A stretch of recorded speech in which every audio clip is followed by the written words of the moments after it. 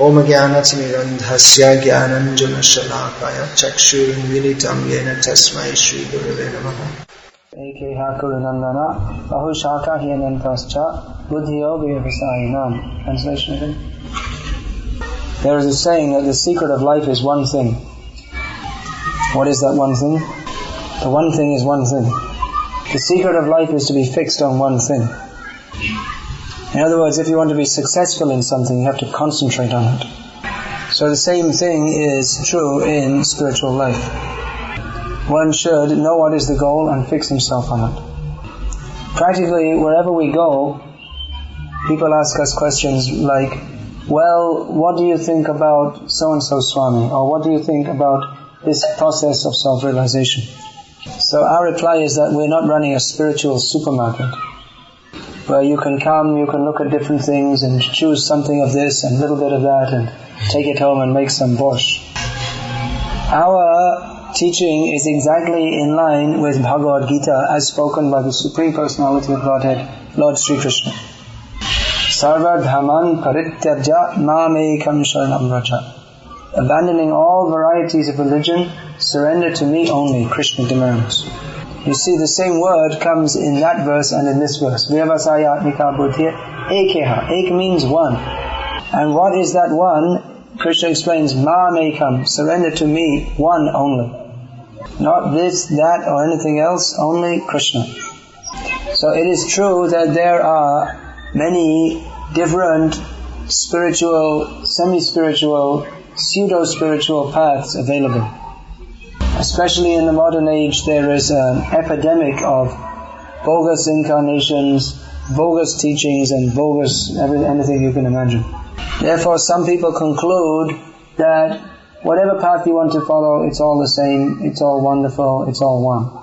So that may be your opinion. And according to the principles of democracy, as stated by great Democrats like George Washington, Abraham Lincoln, and others, every man is equal and they're all allowed to have their own opinion.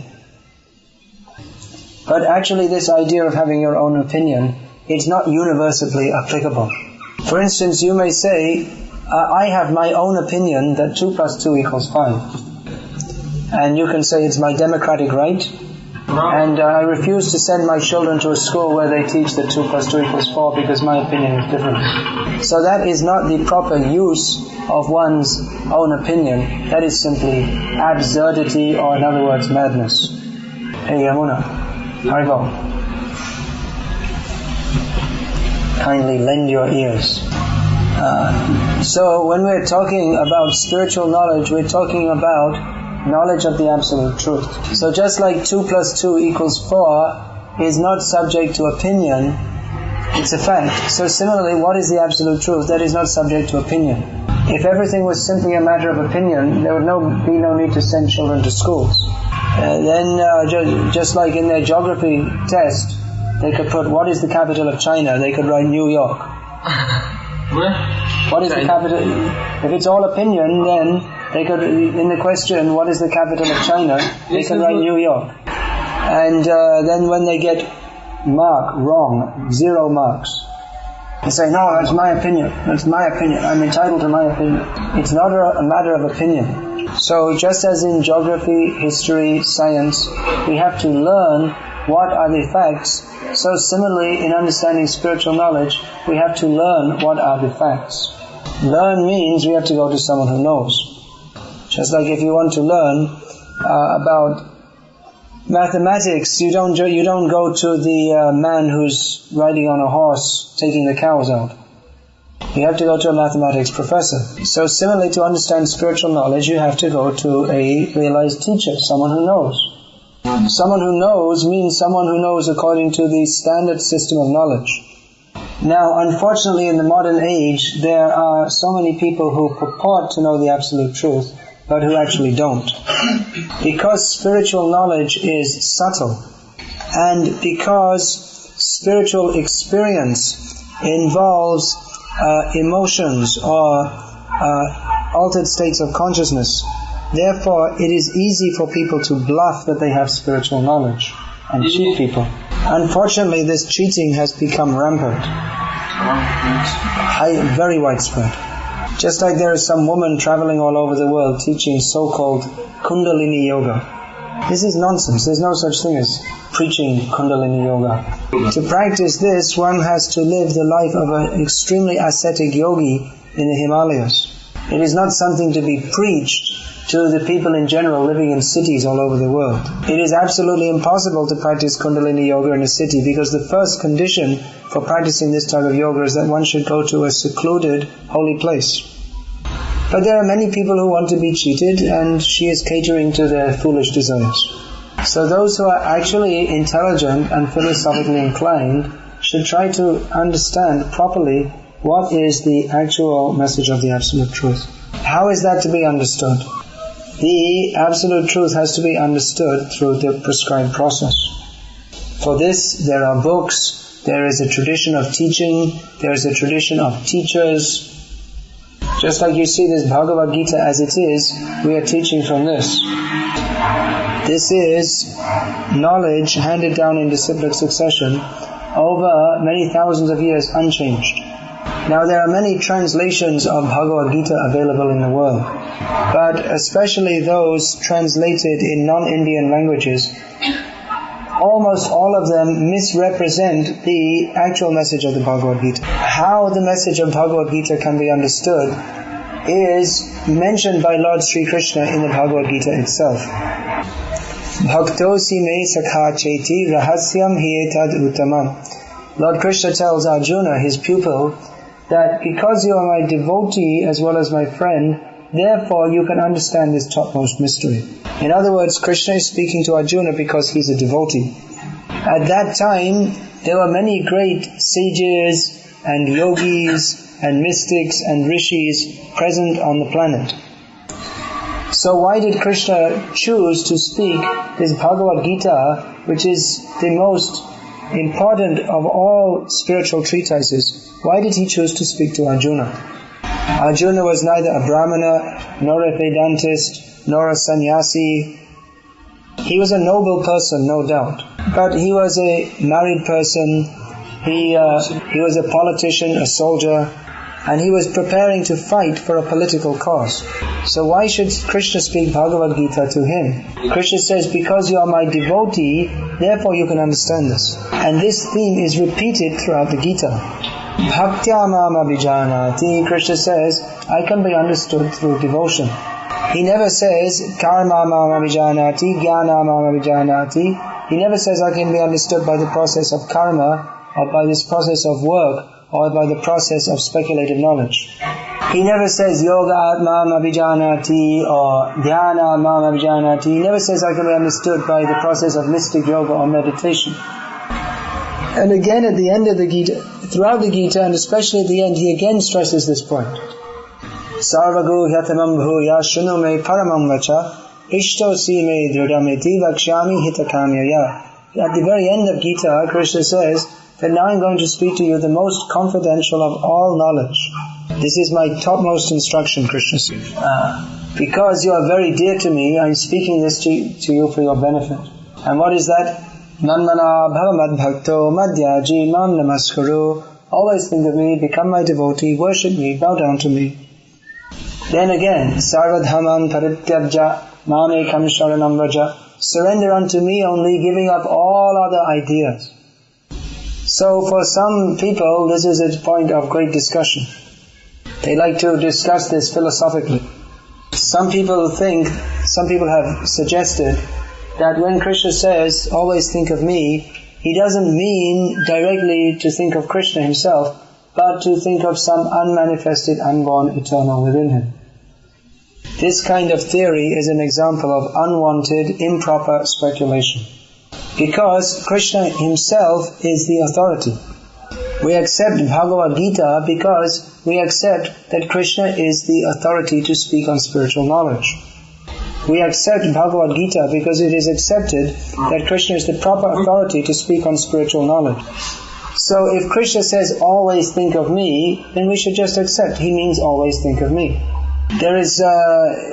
Krishna doesn't suggest that we interpret and change the meaning of his words. Nor did Arjuna do such a thing. He simply accepted what Krishna said directly. And when we simply accept what Krishna says in Bhagavad-gita as it is, directly, then it is very powerful. Just by accepting that Krishna is the supreme authority, and that if I accept what he says, that will be 100% accurate, then just by accepting Bhagavad-gita like that, then we can become free from all illusion, we can understand spiritual knowledge 100%. That's why Arjuna, he didn't take Krishna's words, reinterpret them, misinterpret them, go and write a PhD thesis on them. He didn't do any of these things. He simply said, Sarvam etad giritam manye yanmam vadasi keshava. He said, whatever you say, Krishna, I accept that in total, fully. Nashto moha smritiya labdha tvat prasadat maya chuta stito mi gata sandeha karishye vachanam tava. He says that Krishna, by your mercy, by hearing your words, by accepting your words, my illusion is now dispelled. I have regained my proper understanding by your mercy. Now my mind is fixed, my doubts are gone, and I'm ready to do what you say. So this is the effect of hearing Bhagavad-gita, of actually hearing Bhagavad-gita. Then our mind becomes fixed, free from all doubts. It's not that we may not all become immediately tremendously spiritually advanced. It may take some time. It may take time to get free from material attachments which have been in the heart for many, many lifetimes.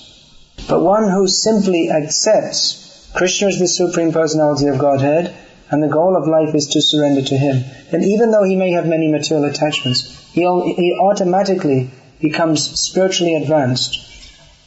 He automatically goes past the karmis, the gyanis, the yogis.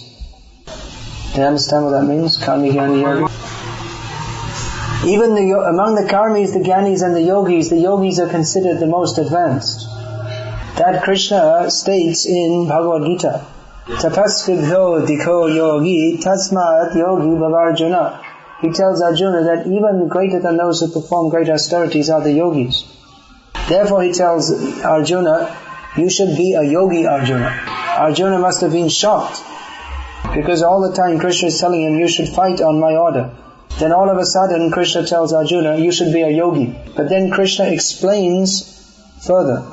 Yoginam api sarvesham madgatein antaratmana shadhavan bhajate yomam same yuktatamo mataha. He says, of all the different kinds of yogis, he who is always worshipping me in full faith, he is the topmost of all yogis. The position of non-devotional yogis is described in Brahma Samhita. Hamtastu koti shatavatsara sampragamyo vayor atapi manaso muni pungavanam sopyasti yat prapadasinya vinchintya tatve govindamadi purusham tamaham vajami. Yogis, they perform very rigid yogic practices over many thousands of years. They are drilling the respiration, pranayama. There are so many different ways to control the breath. The three positions, holding the breath out, holding the breath in. Breathing out and breathing in. Then breathing through one nostril, breathing through another nostril, breathing through both nostrils. There are different varieties of breathing exercises. So the yogis, after becoming successful in breath control, they go through different stages and finally they become fixed in meditation. But even after that, even after many thousands of years of such practices, they can hardly reach to the tip of the toe of the lotus feet of Govinda.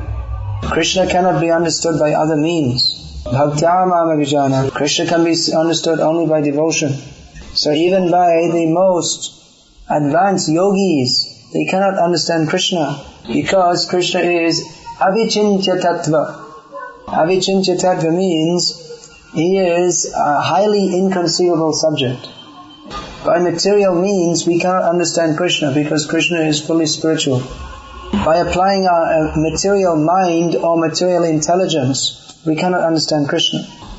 Avichintya tattva means, chintya tattva means some kind of phenomena that can be understood by the mind.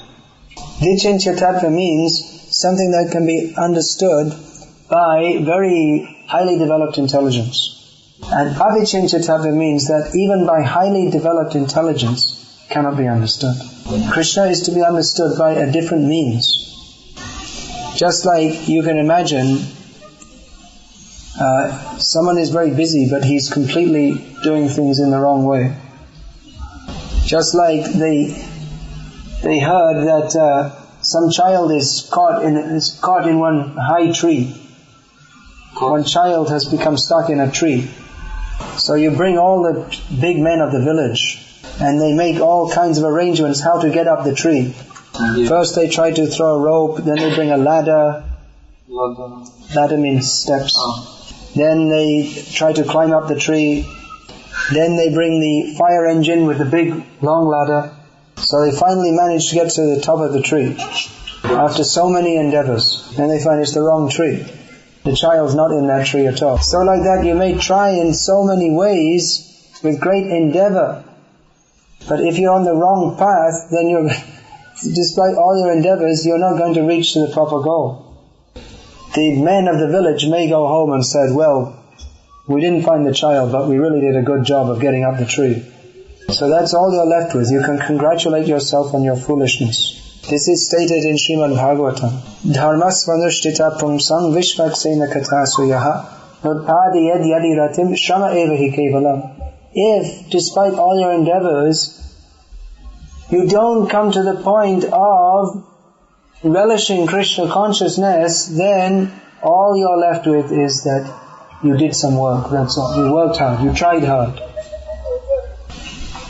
If you're not relishing in Krishna, if you don't come to the point of Krishna consciousness, then that's all you can say. He tried hard, but result, nothing.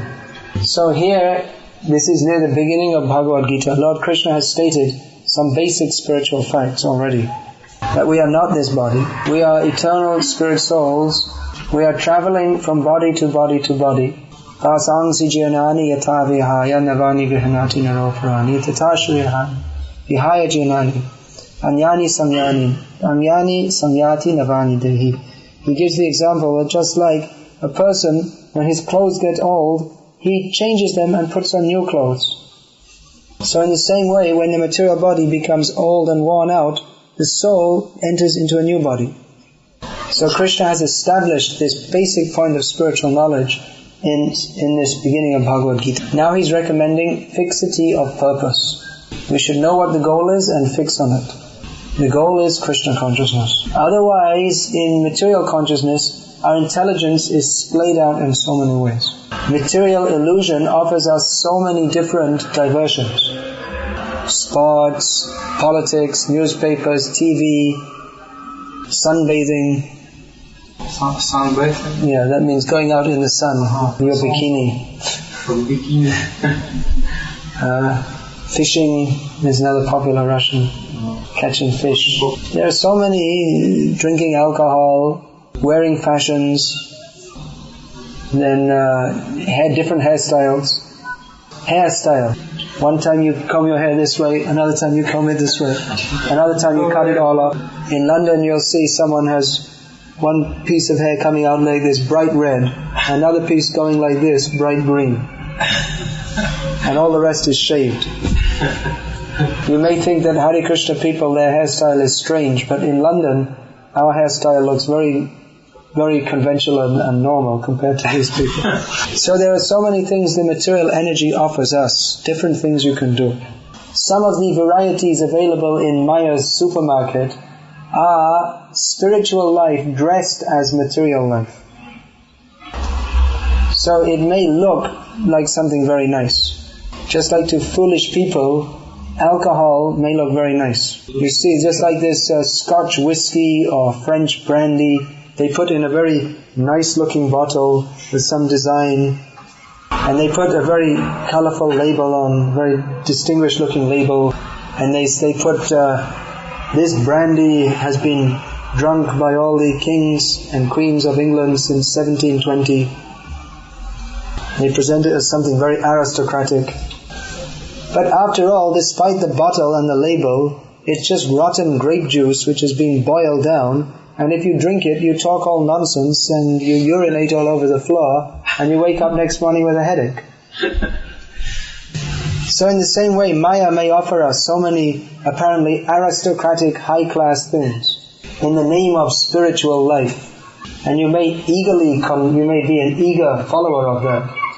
But at the end, you end up with nothing. At the end means the time of death. There is no actual end for the soul. But at the time of death, we'll see. Sadhan kara, bhajan kara, marte jante hai. As in Bengali it said, all our spiritual activities will be tested at the time of death. So if we haven't developed our attraction for Krishna, then whatever else we may have done, whether it's drinking brandy or Kundalini yoga or whatever, it's all in the same category. It's all a useless waste of time. Whatever, anything. Whatever, it's all a useless waste of time. Therefore Krishna is emphasizing, Ekeha Karunandana, Mamekam Sharanam Raja. Surrender unto me only. That will help you. Nothing else will. Hare Krishna, is there any question? What does it mean, the intelligence of a non-determined person has many branches? Well, that you can see practically. Someone whose determination is not fixed, then he'll be attracted to so many different things. Those whose intelligence is not fixed on one thing, they'll be attracted to so many different. They'll be attracted here, there, somewhere else. This is not a philosophical point, this is just a practical point. He's there now. You didn't know that? It's natural. Of course. He's there in the form of his books. Prabhupada is not different from his books. He's there in the form of his movement. Prabhupada is here now. Prabhupada is not different from his movement. So wherever this movement is going on, preaching is going on, the activities of Krishna consciousness are going on, Prabhupada is there. Tam sarva bhuta hridaya munimanatosmi. In the beginning of Srimad Bhagavatam, Sutta Goswami offers his respectful obeisances to Shukadev Goswami. He says, I offer my respectful obeisances to that self-realized soul who can enter into the hearts of everyone. So, by the grace of the Super Soul, those who are pure devotees of the Super Soul, they also can enter into the hearts of everyone. Prabhupada also visited Hong Kong. He was very eager to have some Chinese followers. He wanted the Chinese people to take up Krishna consciousness. He wanted the Russian people to take up Krishna consciousness. He wanted the American people, the South Americans, the Africans, the Indians, everyone.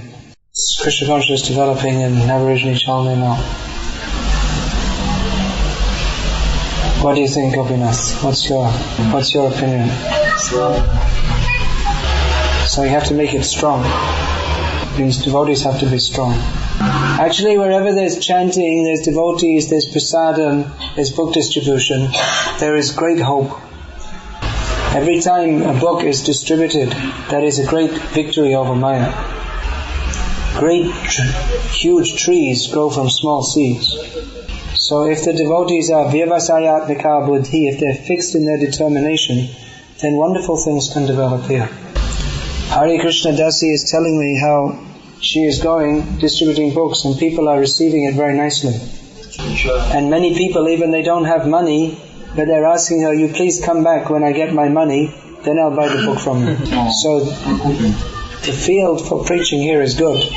Only the devotees have to go on patiently with determined spirit that we want to work hard to spread this movement.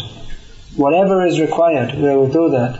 Then gradually Krishna will reveal to us more and more. People want Krishna consciousness. You have to give it to them. That I'm saying repeatedly. That the sannyasis and gurus, they may visit your center for 1 or 2 days from time to time. They may give some inspiration, guidance. But the day-to-day work of spreading Krishna consciousness to the people is in the hands of the local devotees.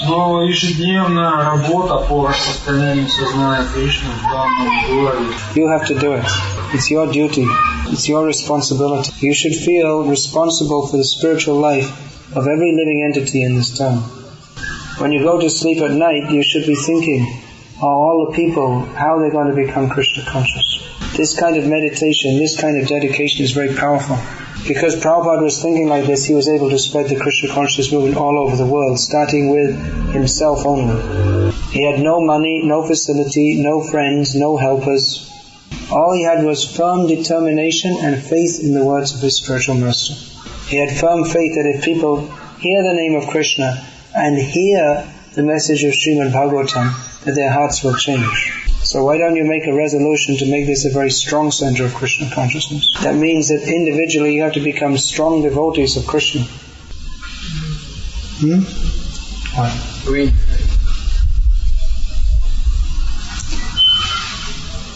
Any other question? How is it possible to surrender to Krishna? How it's happened? How does it happen? When you decide to make it happen. All you have to decide is that I'm fed up with this useless, stupid material world. Now I want to surrender to Krishna and go back to Godhead. That is discussed in this verse. Vyavasayatmaka buddhi. Fixed determination. Understand this philosophy. Read these books.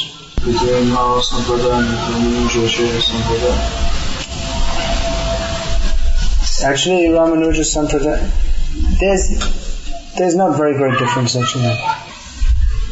Bhakti Saraswati Thakur gave the example that the Vaishnava, all the Vaishnava Sampradayas, they're like rasgullas. You know what rasgulla is?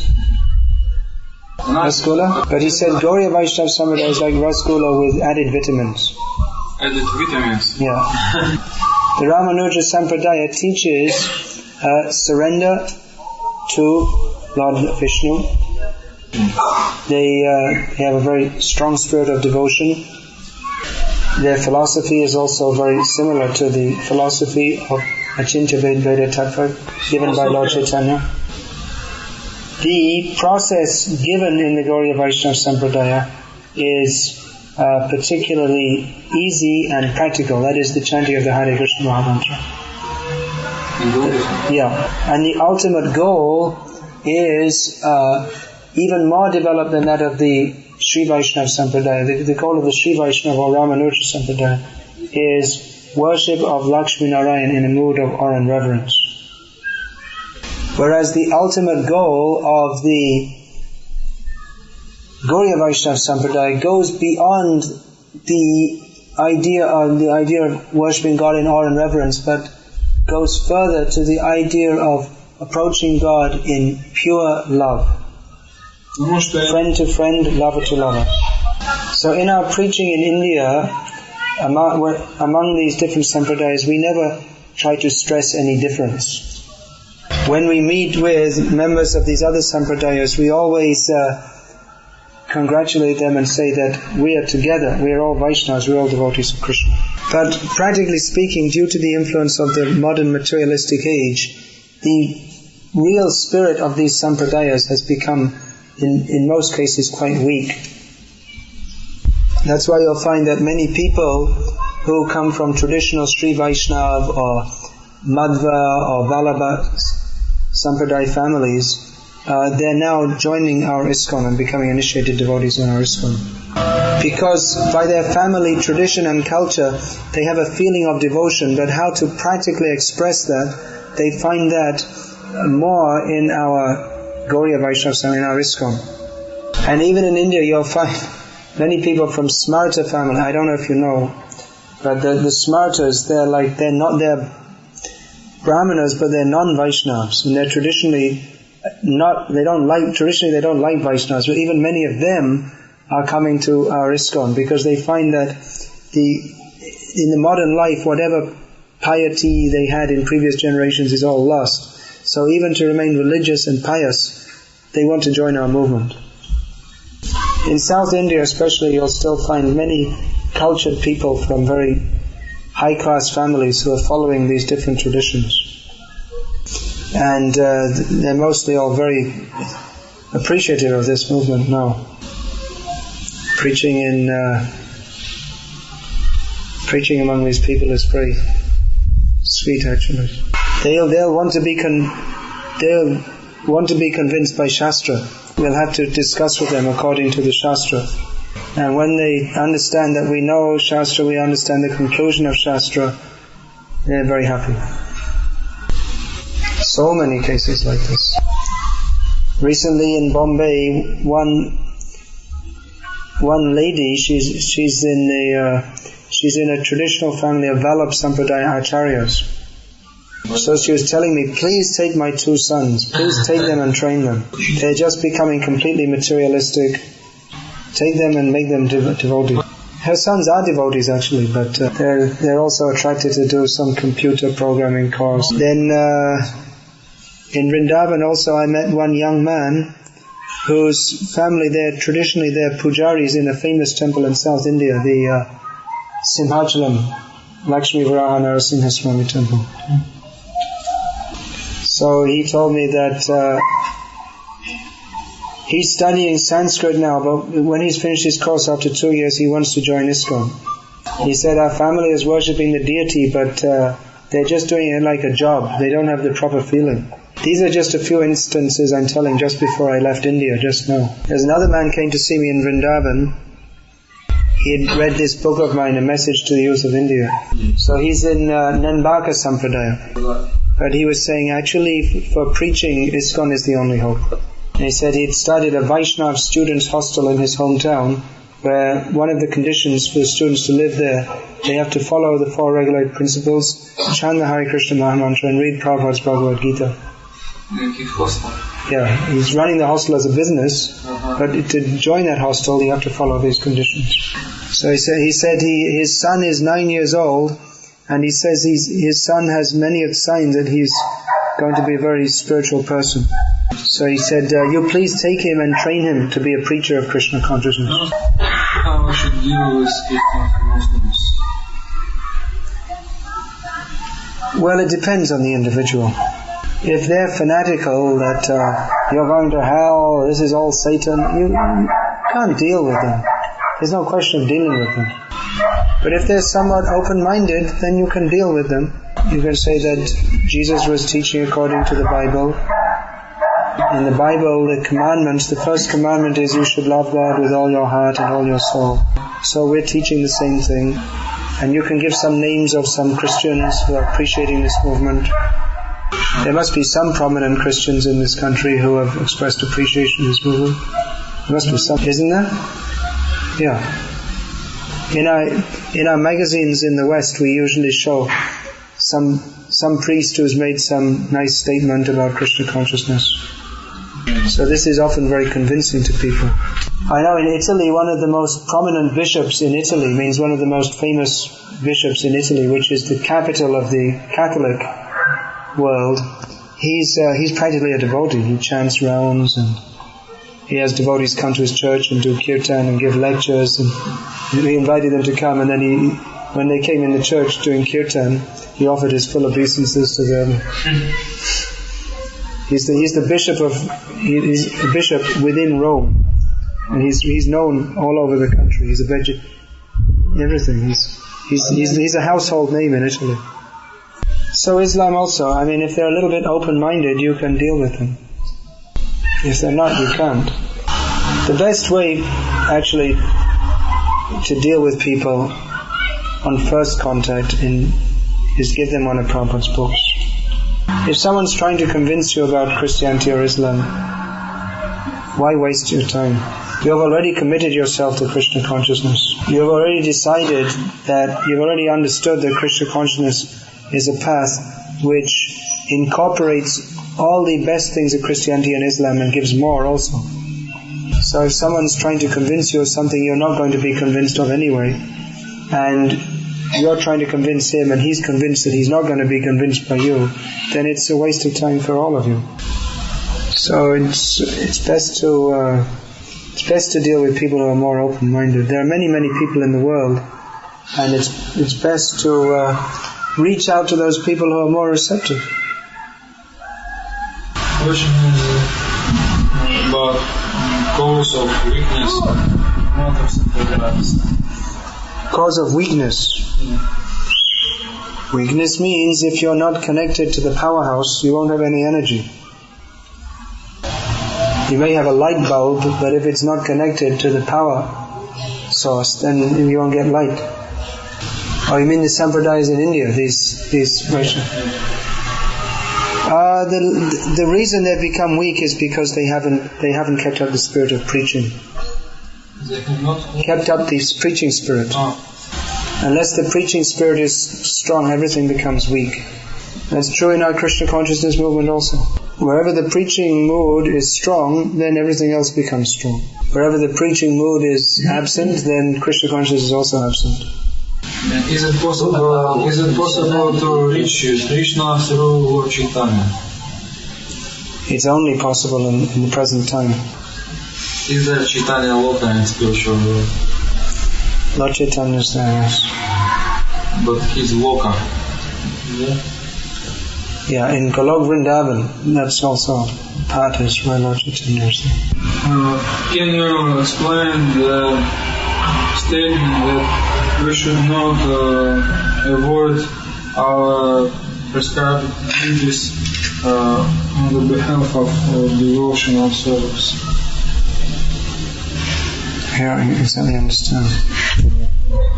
She said that she heard in Ranjan Swami's lecture. I can't understand exactly what she's talking about.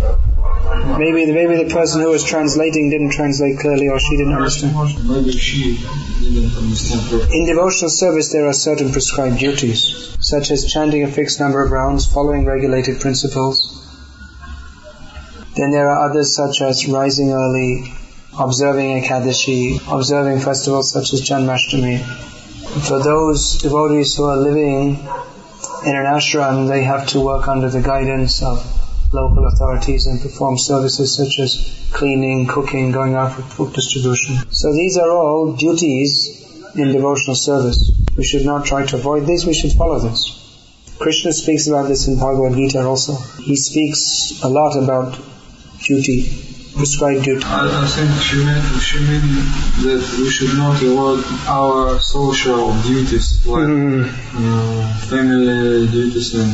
Yes. Yes, that's true. But she said, don't mind, I don't understand properly.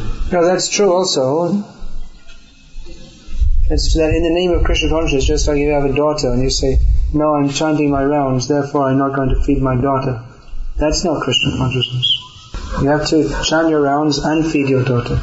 It's not that in the name of Krishna consciousness you avoid certain duties that we may have taken upon ourselves. We are not these bodies, but as long as we have these bodies, we have certain duties to fulfill in relationship with these bodies. Sannyasis have no social duties, they only have spiritual duties. But especially those who are in the married stage of life, they have social duties also. So they have to do their social duties and spiritual duties side by side. And combine their social duties with the spiritual perspective. For instance, you have to feed your daughter, but you can feed her Krishna Prasad. Then it becomes spiritualized. Then the two things get dovetailed. Question about souls. Those souls who falling down from higher planets, they immediately get human form of life, or they going through evolution cycle. It depends on the individual soul, his individual karma.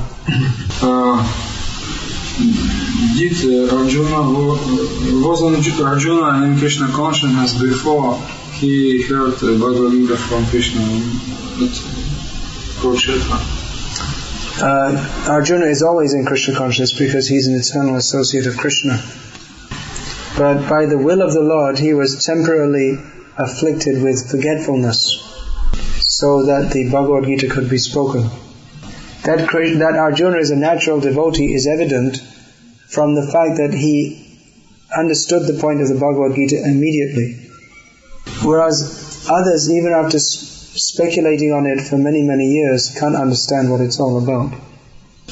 Her question is that before the time when Bhagavad-gita was spoken by Krishna to Arjuna, was Krishna consciousness in the first place? Oh yes, but the standard of Krishna consciousness had gone down much. Therefore, Krishna, he said, now I have to re-establish that. That Krishna explains at the beginning of the 4th chapter of Bhagavad-gita. Imang vivasvate yogam proktavanaham avyayam vivasvananave praha manor ikshvakave bravit.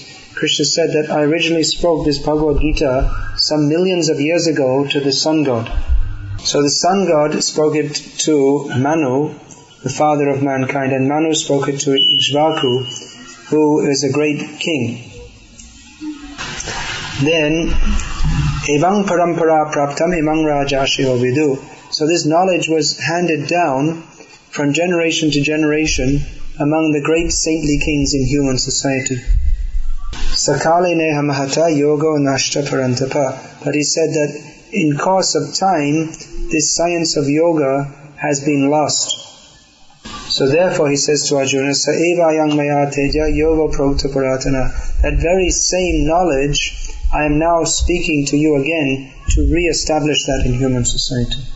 So, 2 questions about Vaishnava etiquette from Hari Bhakti about a rule not to work to travel without alone, to travel alone, and another to visit. That's not from Hari Bhakti. But anyway, it's mentioned in Vaishnava etiquette. Yeah. And another rule not to visit gardens at night. Why? Not to travel alone, that's recommended for devotees because if you're with another devotee, then you're protected from the association of so many non-devotees. So it's recommended that if possible, always travel at least with one other devotee. Don't visit a garden at night.